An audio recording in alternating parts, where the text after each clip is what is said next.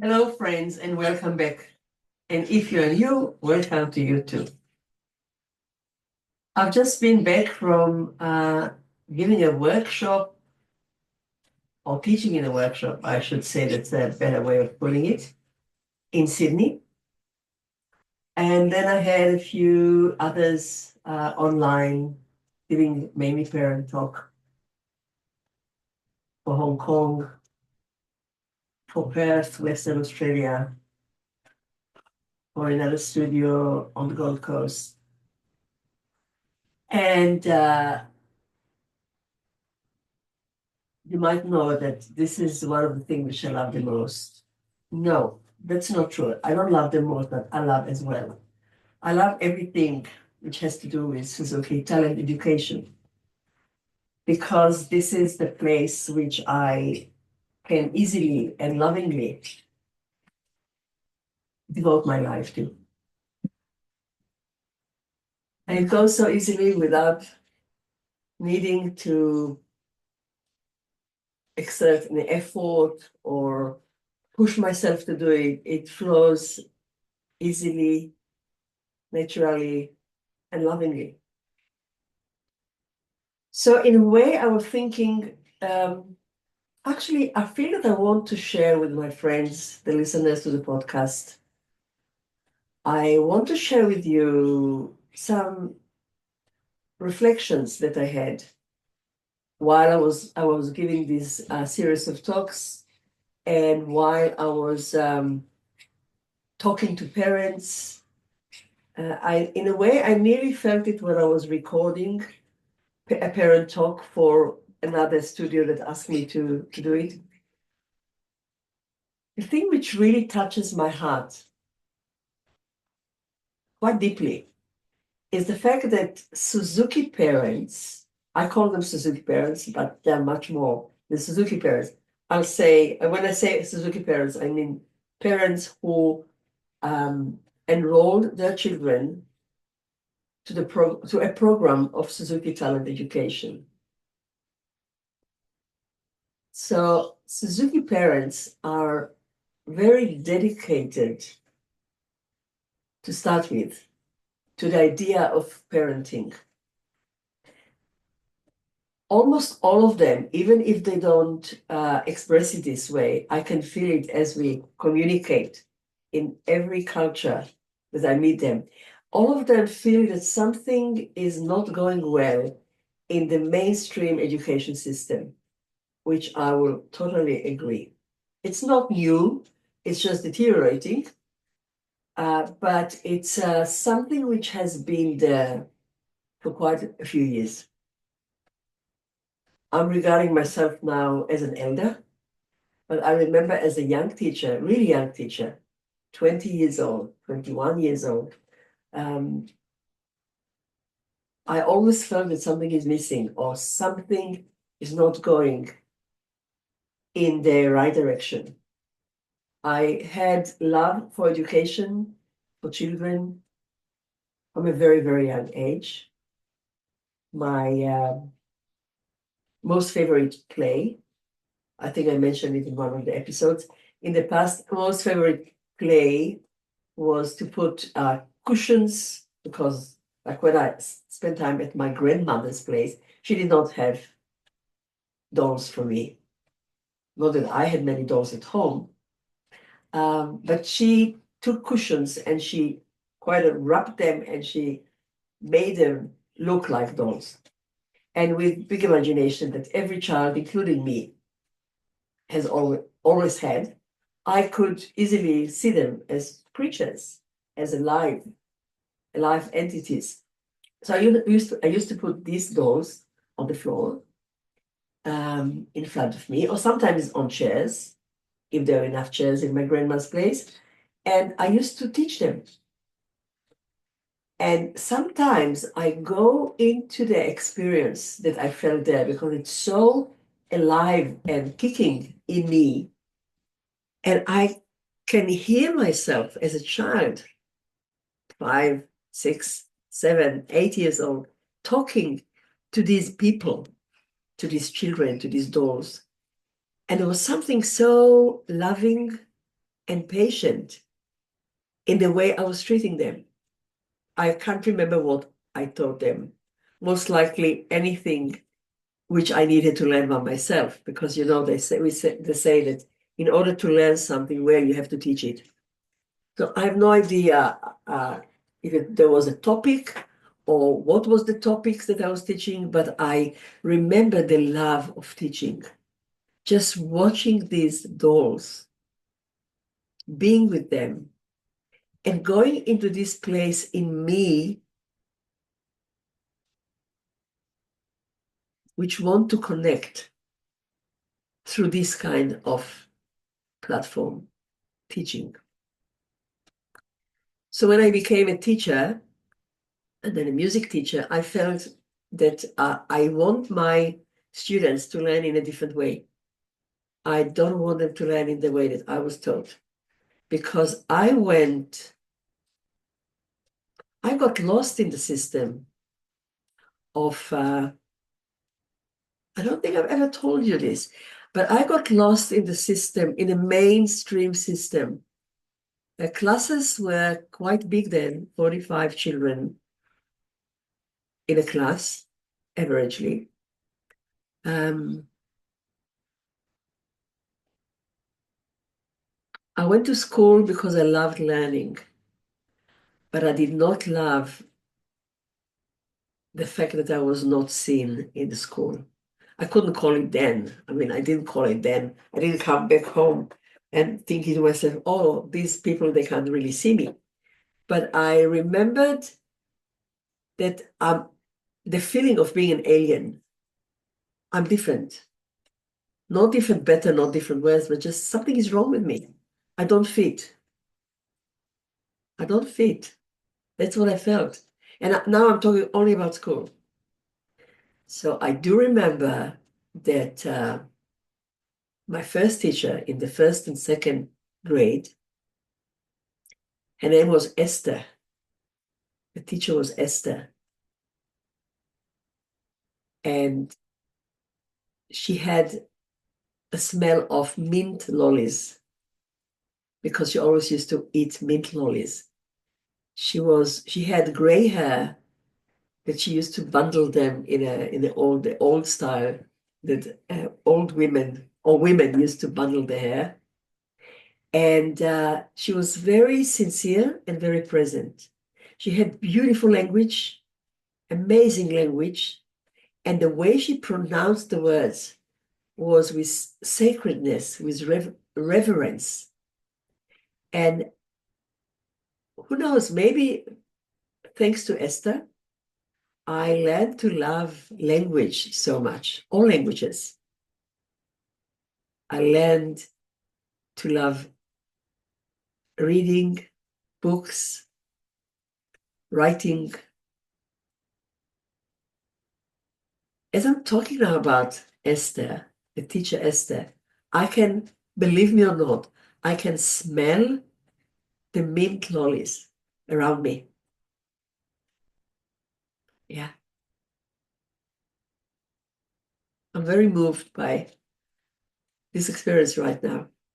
So Esther was my first teacher at school, and I really felt seen by her.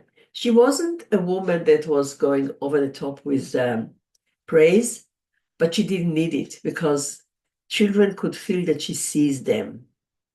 And she wasn't giving like marks or judgment. She always had a sincere way of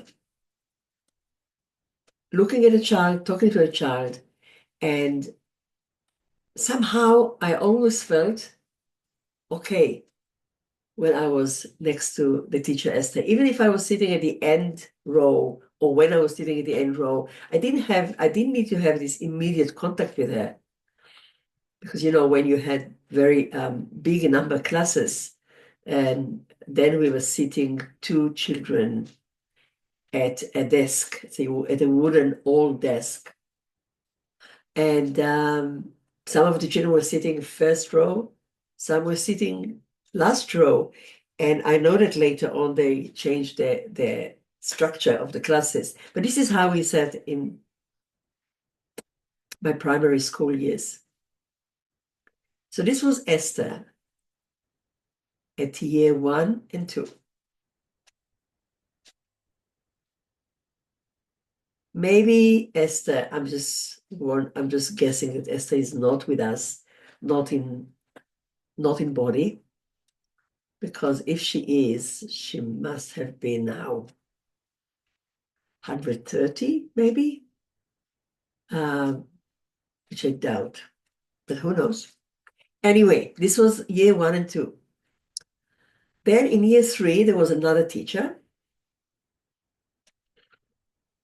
She was younger, much younger. It felt that she was quite, I won't say the name, even though actually I do remember even her surname, but I won't say her name. She felt to me as if she's always rushing to something which is important. Maybe more important than teaching, but not necessarily. She was always like, she was quite serious, but not in the good way. But she was also teaching us to play the recorder. She was not a music teacher, but apparently she could play the recorder. And she taught us, because it was everyone was learning recorder at year 3. So she was teaching us the recorder. And I'm sure you're not surprised that I love anything which was connected to music. And my parents bought me a basic recorder. I started playing and I loved it. So connecting with a person through music was very special. And of course, she earned a very good place in my heart, because we could meet in the place of the recorder, the music. Now, as I'm talking, a smell comes to my nose. She had a smell of cigarettes. I'm guessing that she was a heavy smoker, like many people were then. And so she had, like Esther had this mint lollies smell. The teacher of year 3, grade 3, had a very strong smell of cigarettes.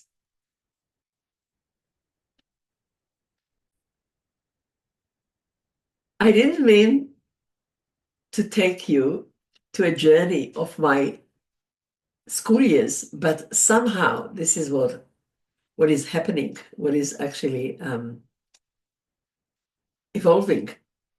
And I'm going with the flow. I'm listening and obeying, because it's quite strong. I don't think I'll be able now to not talk about it. Then came year 4 and 5. And I think we had again one teacher for both. The truth is, I don't really remember her very well, which says quite something about not just her, about maybe my situation. I don't remember being traumatized or being harmed, but I don't really remember. I remember a calm, sort of calm, no big dramas. Maybe I have suppressed it. Maybe I have buried it deep. I'll never know, or I won't know now. And this year actually went okay. Then the last 2 or maybe 3 years,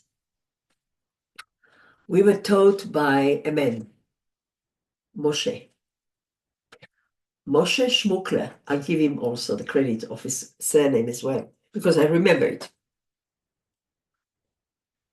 And he was firm, serious, and he was a very dedicated person.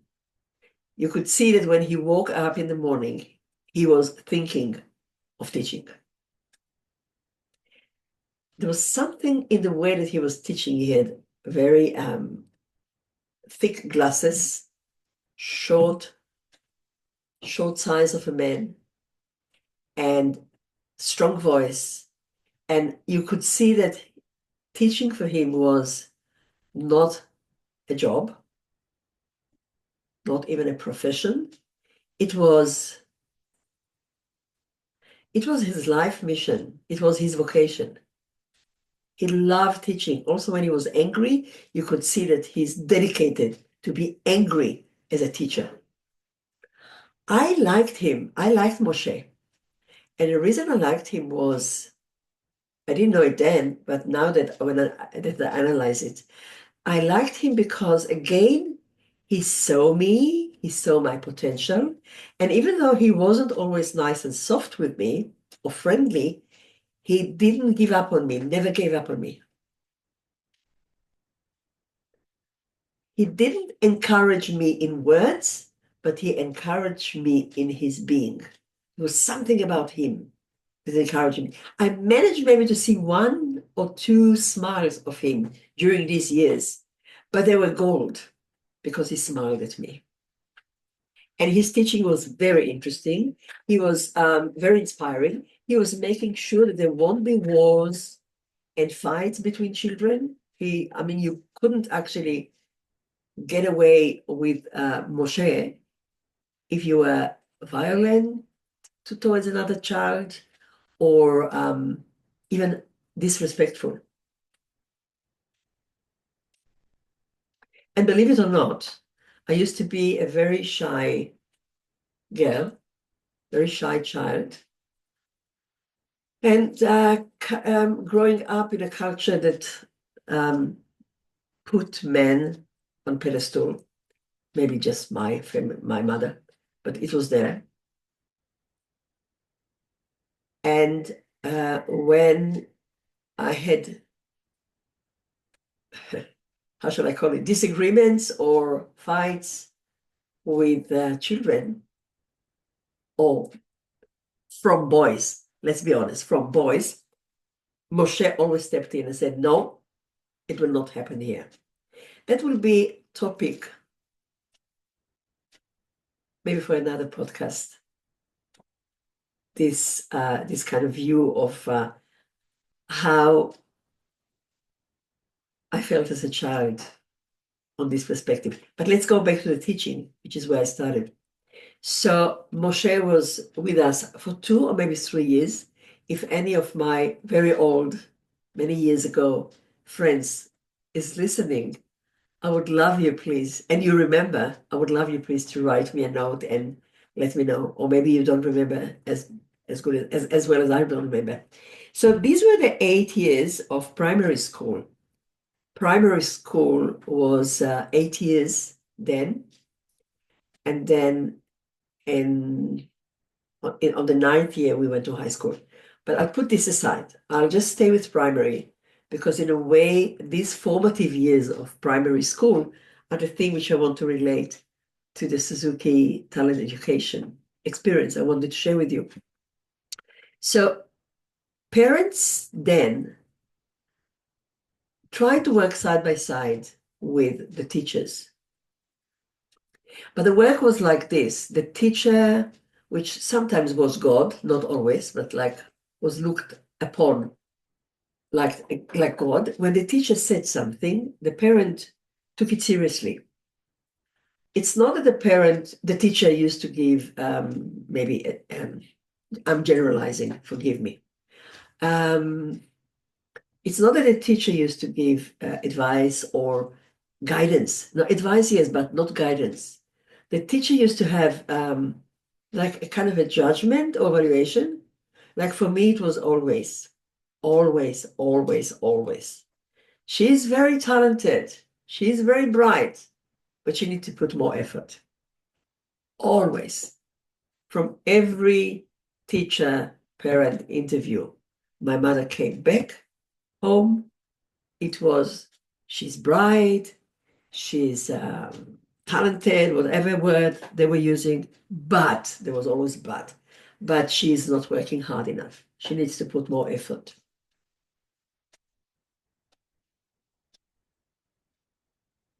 I always accepted it.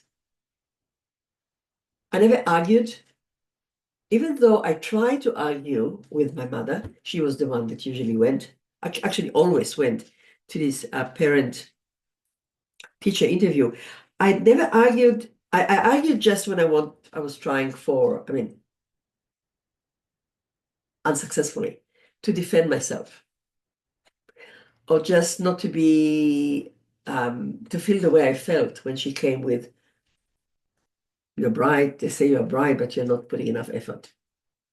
You need to work. You need to work harder. So I was trying to defend myself, but the truth is, and I'm really grateful that I'm getting now the chance to reflect on it with you. The truth is, I didn't really understand what they meant, all of them, all the teachers. What did they mean?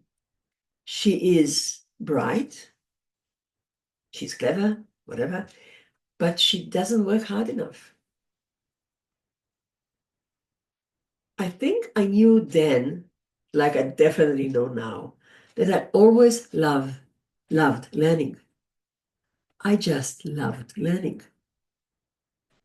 I think every child loves learning. It's just that teachers and adults in their lives of the children, just spoil it. So I loved learning, but somehow I realized every year, 3 times in a year, a parent interview every term, 3 times a year, 3 times a year, multiply by 8, 24 times in my life. And wait, this is just primary school. We'll talk maybe about high school later, which is a bit sadder story. 24 times in the primary school, which I had. She's bright, she's clever, but she's not putting enough effort. You might think that maybe at least I took on board that she's bright and she's talented, and took it like appreciated it more than the but. But no, because the but was a killer. The but was the thing that was actually ruining all the good points which I could maybe get from being bright.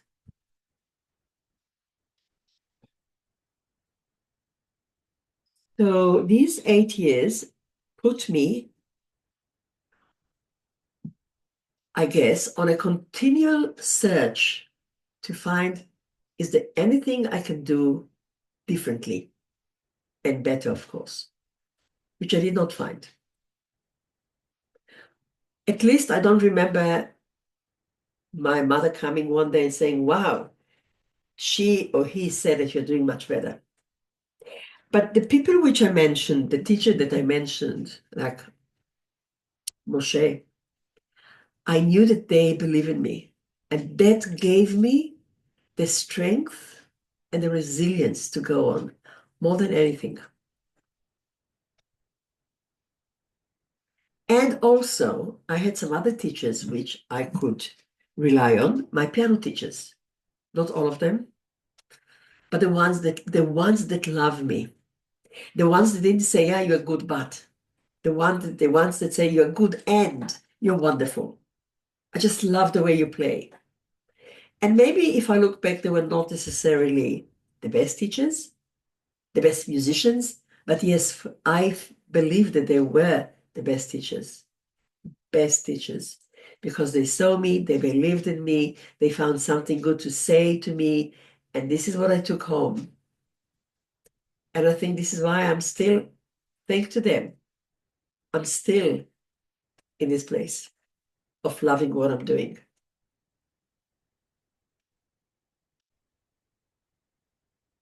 As I said, I'm not going to mention names, but my second piano teacher was regarded to be a very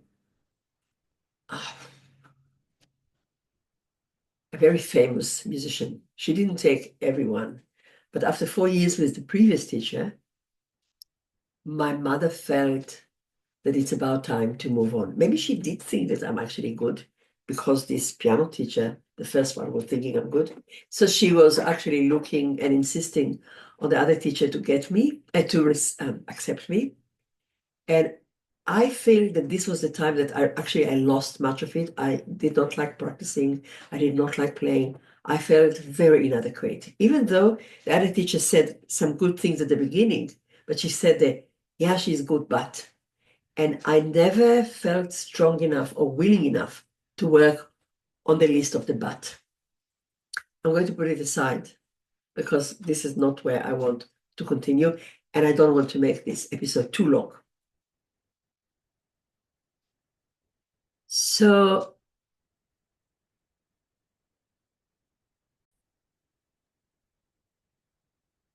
that's a very short summary, short comparing to the time it took, to the years of the duration, a very short summary of how I think my school years went when we come to the parent education or parent talks, which I gave, that I started the talk today. So as far as my mother is concerned,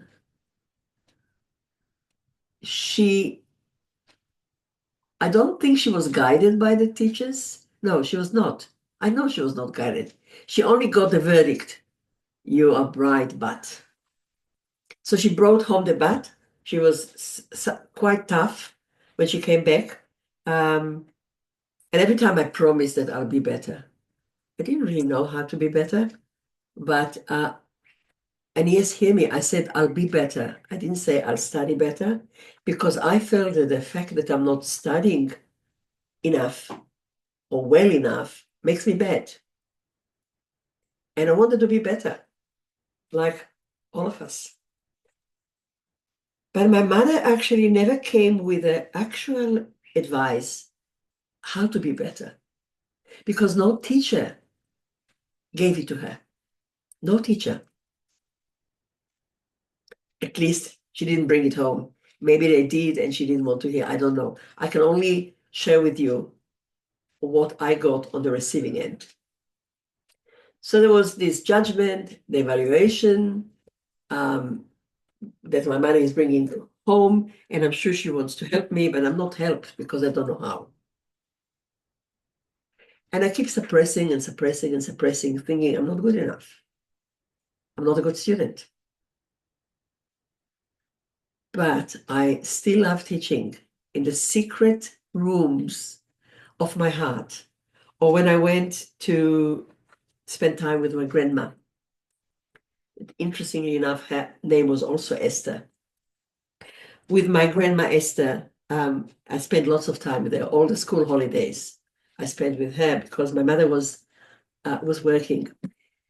I was actually being a teacher to these cushions that were made into little creatures. And the sweet taste of teaching stayed with me for all these years. So, Suzuki Talent Education talks about the triangle: a parent, a teacher, and a child. Everybody in this triangle has a role.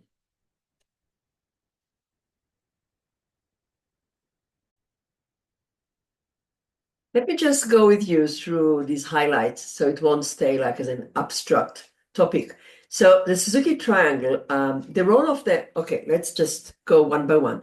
The role of the teacher is to train the parent to be an effective home teacher, to teach the child how to play the instrument, the specific instrument that the teacher is teaching: piano, violin, cello, flute, organ, guitar, trumpet, recorder, double bass.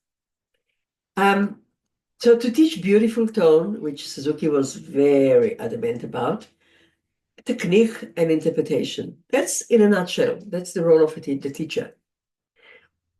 And the role of the parent is to create proper environment at home, to play the Suzuki recordings, to supervise the practice, and to support the learning process as in the role of a home coach.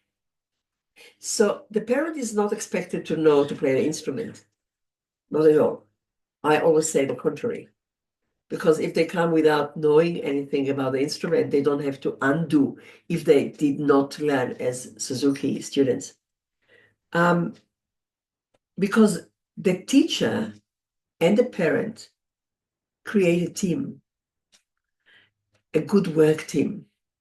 So the parent is the whole time supported, guided by the teacher. That's the role of the teacher. And you might just ask, yeah, but what about a child? What's the role of a child?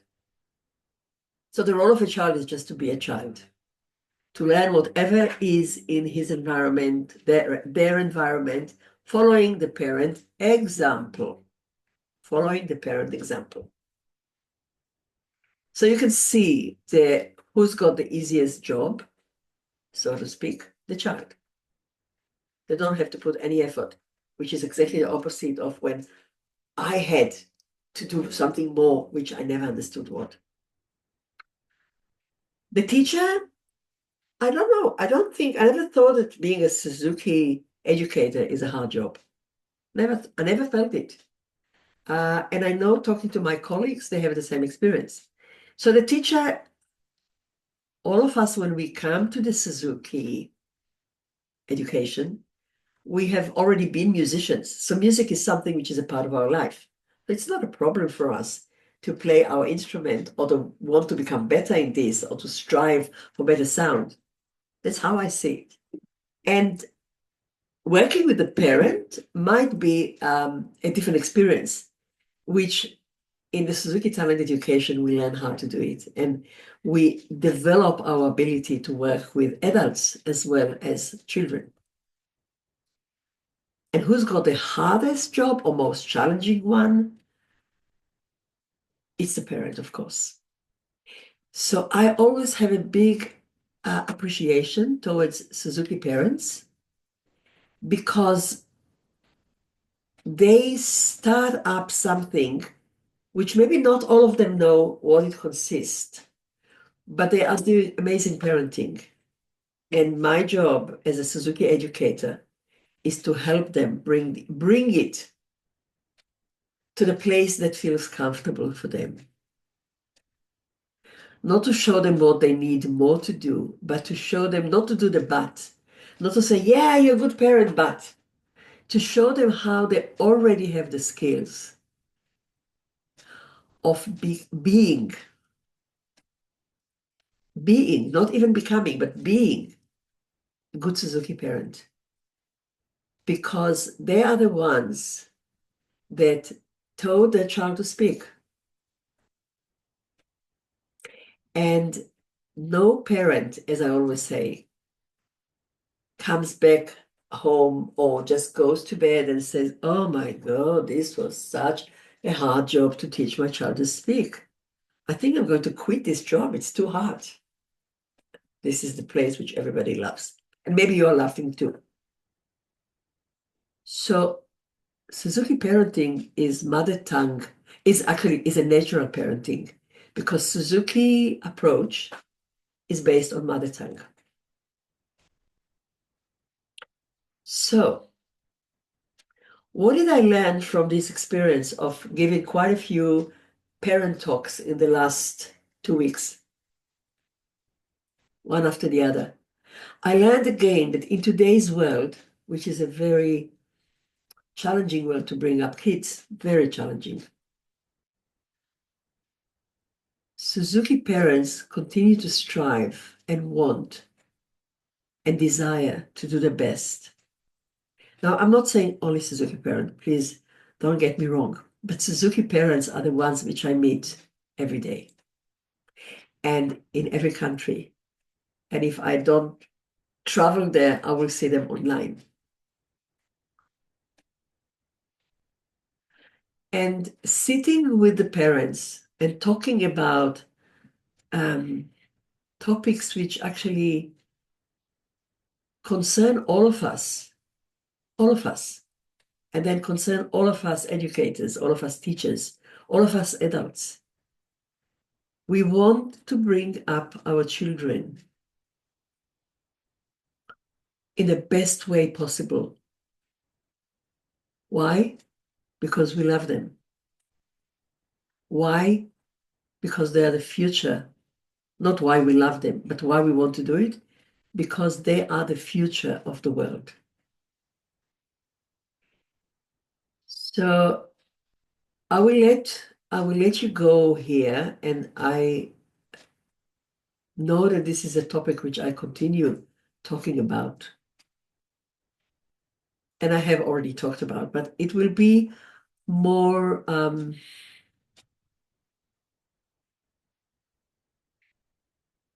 more influential in my future episodes. Because one of the things which I had in all these talks, and I got it, I mean, I got it, but then I had it quite specifically said, is the need for sort of a community, or the need for support, the need to be together in this challenging job of raising kids. So I'm now actually rethinking how I can resume parent nurture courses. I'm saying resume because I gave a lot of them in the past. How I can continue doing Zoom circles for parents. I still don't have the new format, and I don't want to go to the old format because everything is changing. I've changed. The world is changing. I would like to do it, maybe to take the ideas, but build them, make them current, more current.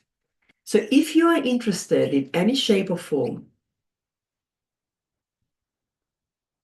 in this topic, and you can be a teacher, not necessarily a Suzuki teacher, just a teacher.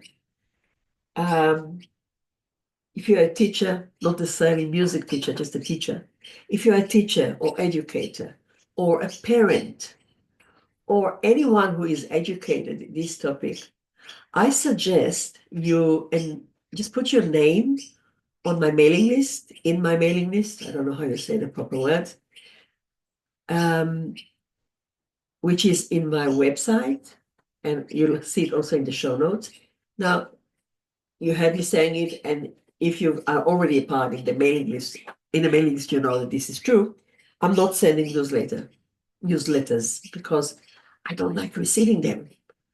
So, and if I receive a newsletter, I hardly read it.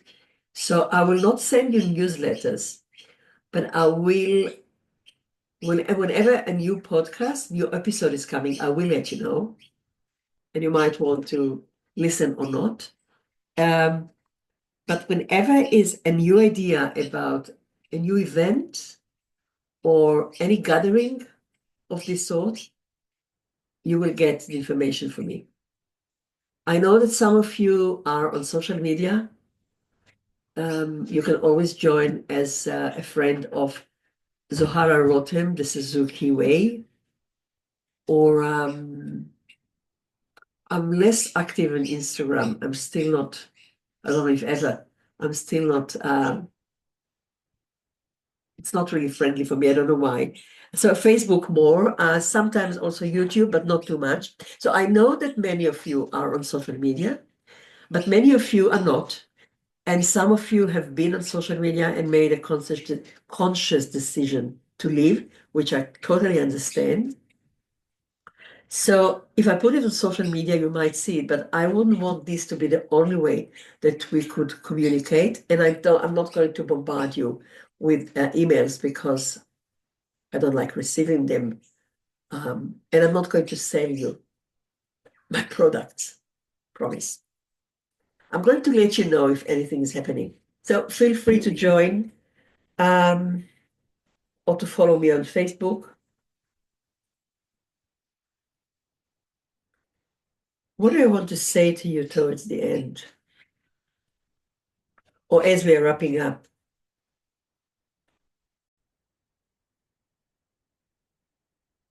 I want to tell you that I really understand and feel and know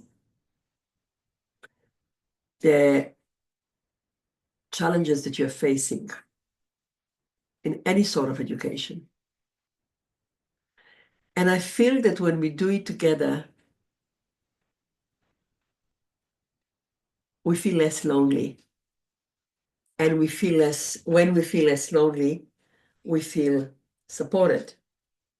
And when we feel supported, there is an inner knowing which awakes up in us, an inner knowing that says, actually, I can do it. Now, I know this knowing might go to sleep when difficulties are coming. So it's not a knowing that stays forever. But it's important to keep the spark of this knowing.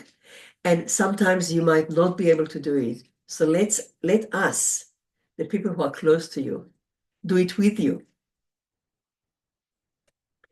And with this, I will say goodbye, and I'll see you shortly, or talk to you shortly. Be well. Be well. Give yourself a big hug. You're doing an amazing job. Thank you.